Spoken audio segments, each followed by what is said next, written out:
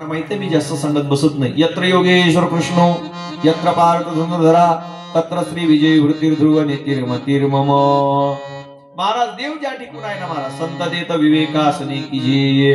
जिथं संत आहे तिथं विवेक आहे. शंभू देत अंबिका, नाही का, संत देत विवेकासने कीजे. आणि म्हणून त्याच्या करता त्या ठिकाणी अशा प्रकारे विजय देवाचा, विजय पांडवांचा झाला. पहा, ते पांडव खंड वनवासी परित्या देवासी न विसरती, परित्या देवासी आठविती. आठव केला महाराज, कधी त्यांनी आपल्या देवा जीवनातला देव वजा होऊ दिला नाही. म्हणून द्वारकेचा राणा पांडवा घरी देखा नवल तया प्रभूचे अद्भुत प्रेम भक्ताचे सारथ्यपण पार्थाचे करीत्वसी पायी को पाठवीसी घातला आपण पुढा राहिला ध्वजस्तंभावरी वानरू तो मृत्युवंत शंकरू सारथी शारंगरू अर्जुनीसी. असं वैभव जे अर्जुनाचं आहे, देव ज्याचा सारथी आहे महाराज, त्याच्या केसालाही काय धक्का लागणार आहे. अंतर्बाह्य रक्षण केलं, आम्हा घाली पाठीकडे आपण कडे काळाची भिडे. आणि तसंच झालं, अर्जुनाचं अंतर्बाह्य रक्षण झालं. आणि महाराज सांगतात त्या ठिकाणी अशा प्रकारे महाभारत युद्ध संपलं. दुर्योधनाला गदा लागली, भडभड रक्त व्हायला लागलं. दुर्योधन मातीत लोडायला लागला, रडायला लागला. रडत असताना संध्याकाळ झाली आणि द्रोणाचार्यांचा मुलगा अश्वत्थामा दुर्योधनाच्या जवळ गेला. का हो, काय झालं? काहीच नाही मित्रा, अरे आम्ही 100 होतो, 100 असल्यानंतर आम्ही आता मरतो, पण दुःख एवढ्याच आहे, मरणाचं दुःख नाही. आम्ही त्या 5 जणांपैकी एकही मारू शकलो नाही, दुःख त्याचा. काही हरकत नाही, तुझा महाराज या ठिकाणी अशा प्रकारे बदला मी घेईन. म्हणून महाराज त्या ठिकाणी रात्रीच्या काळोखामध्ये अश्वत्थामा निघाला. देवाला तर माहित होतं महाराज, हरिही न सांगता तुम्हा कडू येते अंतर विश्वी विश्वंभर परिहारची न लगे. देवाला समजलं महाराज पुढे काय होणार आहे. देवाने सांगितलंय बा, उद्याचा पर्व काळ आहे, आता या झोपडीमध्ये कोणी झोपू नका. शिबिका केल्या होत्या महाराज त्यांनी, तंबू केली होती त्या कुरुक्षेत्रावर. आणि नंतर त्या ठिकाणी देवाने सांगितलं, सर्वच्या सर्व चला, आपल्याला पहाटे तुमच्या हातून आता या ठिकाणी बरेच जणांची हत्या झालेली आहे ना, त्या हत्येचं प्रायश्चित्त म्हणून आपल्याला उद्या पर्व काळ आहे, पहाटे 4 वाजता नदीमध्ये स्नान करायचं, भगवान शंकराची पिंड करायची, त्या पिंडीची यथोचित पूजा करायची. पांडव तयार झाले, द्रौपदी तयार झाली. पण द्रौपदीची जे 5 मुलं होती ना महाराज, ते म्हणत आम्ही येत नाही, आम्हाला झोपा येतात, तुम्हीच जा, तुम्हीच ते पूजा करा. जेव्हा सांगितलं सांग तुझ्या मुलांना चल म्हणून, त्यांनी आळस केला महाराज. येत आळसू जेने केला तयाचा परथिता परमार्थ हातीचा गेला, नाही का महाराज सांगतात. इथं आळसू जेने केला तो सर्वस्वी नागवला, थिता परमार्थ हातीचा गेला, पडला भवचक्री, असं काहीतरी आहे नाही का. महाराज सांगतात थिता परमार्थ हातीचा गेला. आळसू नाही केला पाहिजे बरं का महाराज. मग आळस उरे हाय जगद्गुरु तुकोबाराय सांगतात, आळस नाही केला पाहिजे देवाच्या ठिकाणी. आणि आळस जर केला तर महाराज सांगतात त्या ठिकाणी अशा प्रकारे त्याचं सर्वस्व जात असते. त्यांनी आळस केला, निघाले सर्वजण. पण द्रौपदीचे 5 मुलं त्या शिबिरामध्ये झोपलेले आहेत. रात्रीच्या काळोखामध्ये अश्वत्थामाला हातामध्ये नग्न तलवार आहे आणि त्याला असं वाटलं हे पांडवच झोपलेले आहेत. रात्रीच्या काळोखामध्ये त्याने 1 वार केला महाराज तलवारीचा. एकाच वारामध्ये 5 जणांची मुंडकी उडवली, नाही का, धड तिथं ठेवले आणि मुंडकी घेतले सोबत. कोणाला दाखवण्याकरता? दुर्योधनाला. त्याला असं वाटलं आपण पांडव मारले. ज्यावेळेस महाराज सकाळ झाली, सूर्याचा उदय झाला आणि सूर्याचा उदय झाल्याबरोबर महाराज त्या ठिकाणी त्यांनी पाहिलं, दुर्योधन रडायला लागला. अरे अरे अरे अरे, काय केलं अश्वत्थामा, काय झालं?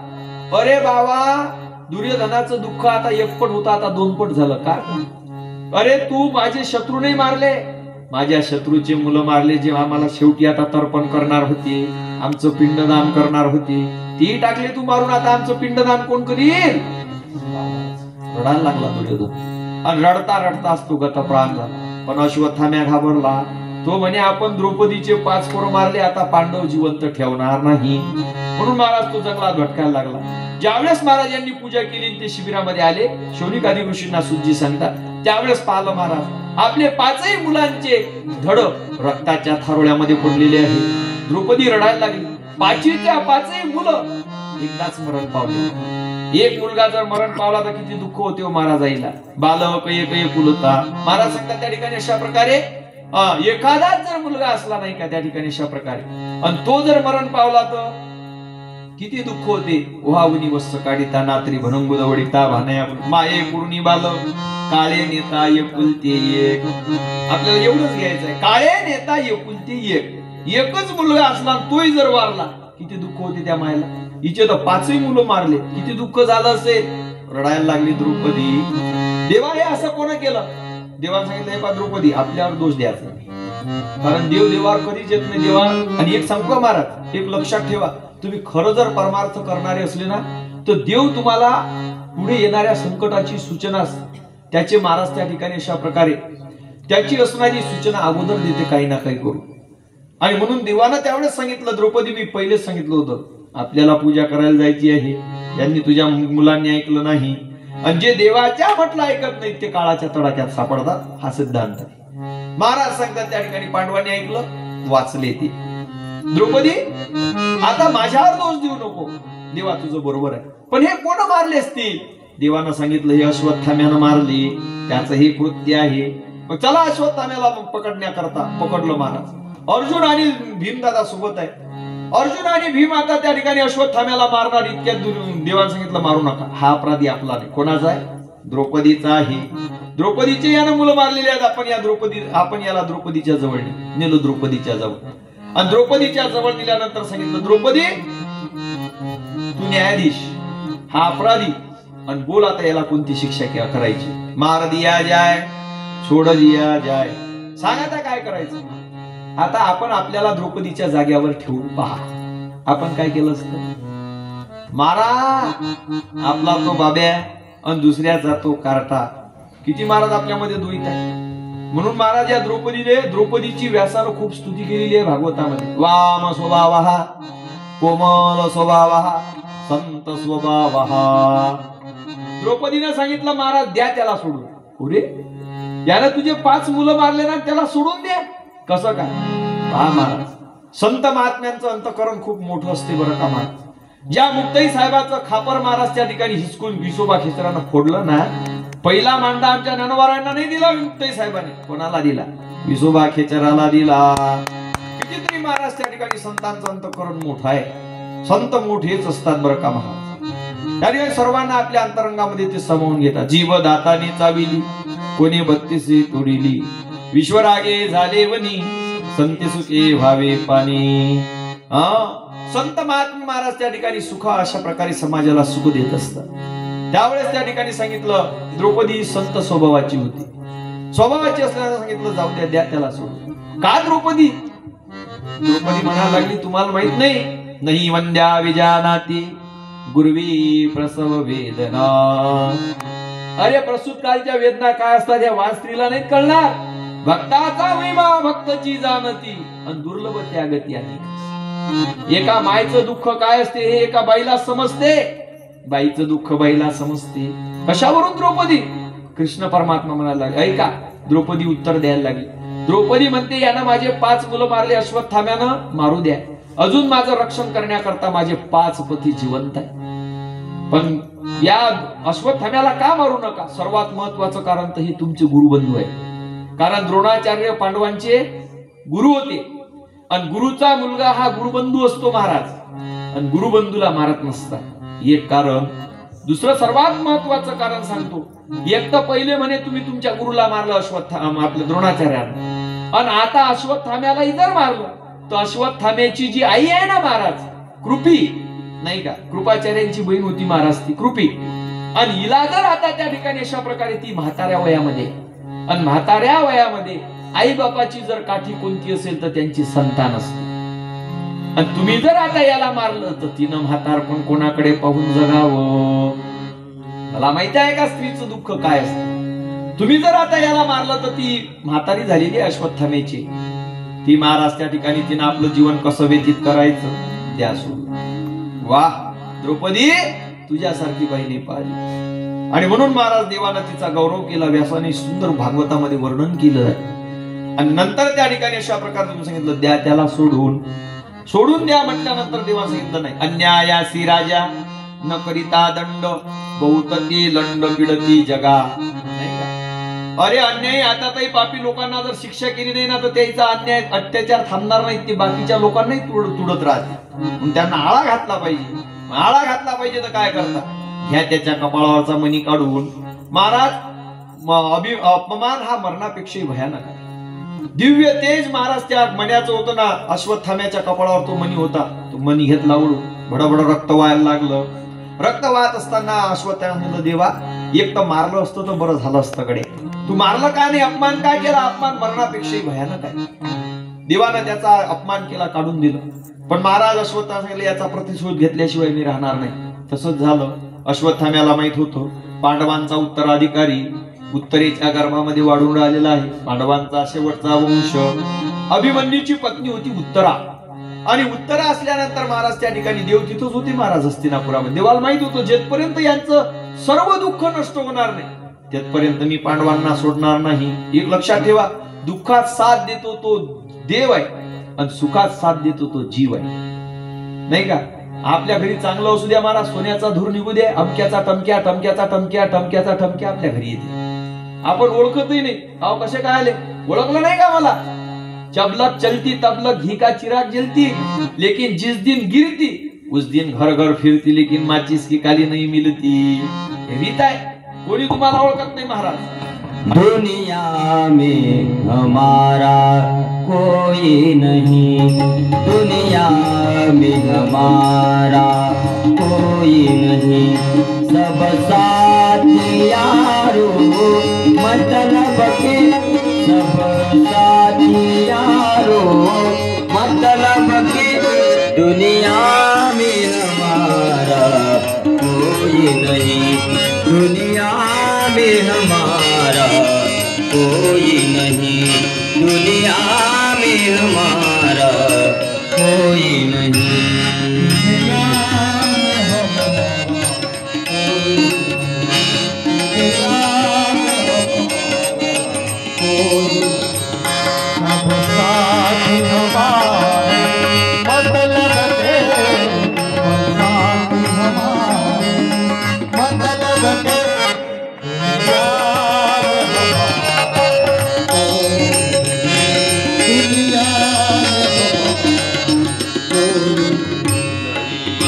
जब बाग बगीचा हराता तब हरेला कोठी,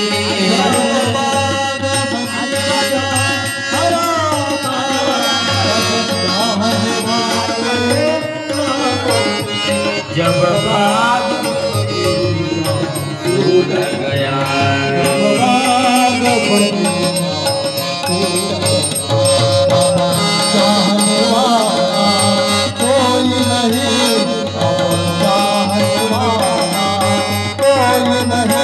दुनिया में हमारा कोई नहीं, दुनिया में हमारा कोई नहीं.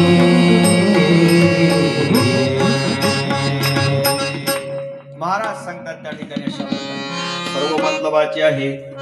महाराज ज्यावेळेस त्या ठिकाणी अश्वत्थाम्यानं काय केलं? ब्रह्मास्त्र घेतलं, उत्तरेच्या गर्भामध्ये सोडलं. हा उत्तरा ही कोण होती हो महाराज? कुंती. कुंतीची सून कोण होती? द्रौपदी. आणि द्रौपदीची सून उत्तरा.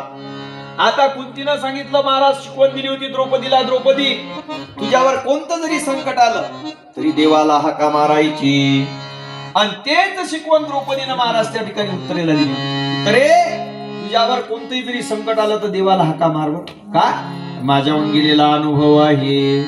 तुम बिना मारी कोण खबरले, गोवर्धन गिरिधारी रे, गोवर्धन गिरिधारी. त्यावेळेस त्या ठिकाणी अशा प्रकारे ज्यावेळेस बरं सभेमध्ये महाराज द्रौपदीचं वस्त्रहरण केलं. सारी के विच नारी है, नारी के विच सारी है, सारी ही नारी है, या नारी ही सारी है. देव जाऊन आला बरं का महाराज. आणि आल्यानंतर त्या ठिकाणी अशा प्रकारे काय केलं? द्रौपदीच्या संकटासी लवकरी धावून येसी, द्रौपदीच्या संकटासी लवकरी धावून येसी.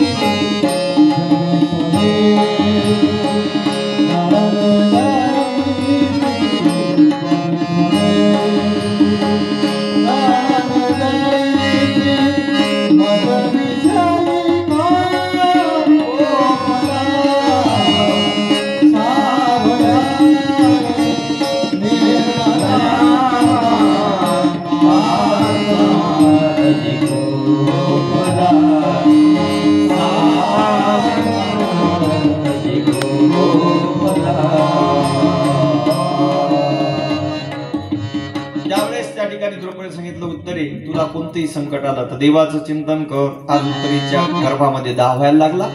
त्या उत्तरेनं भगवान कृष्ण परमात्माची स्तुती केली.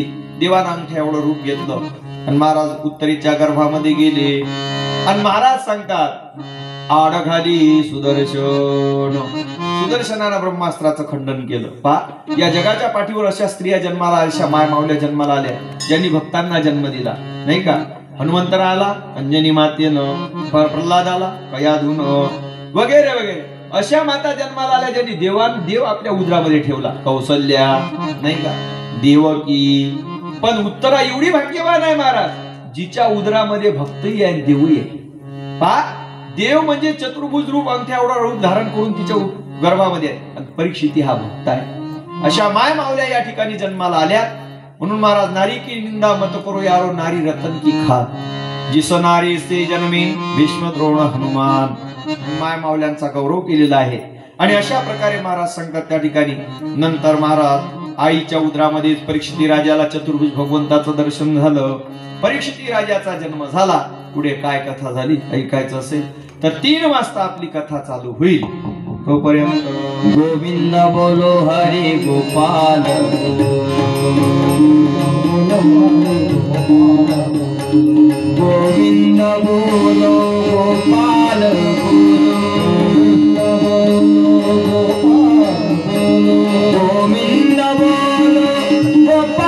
बोलो, गोपाल बोलो, गोविंद बोलो गोपाल बोलो, राधा रमण हरे मुकुंद बोलो, हरे मुकुंद बोलो, गोपाल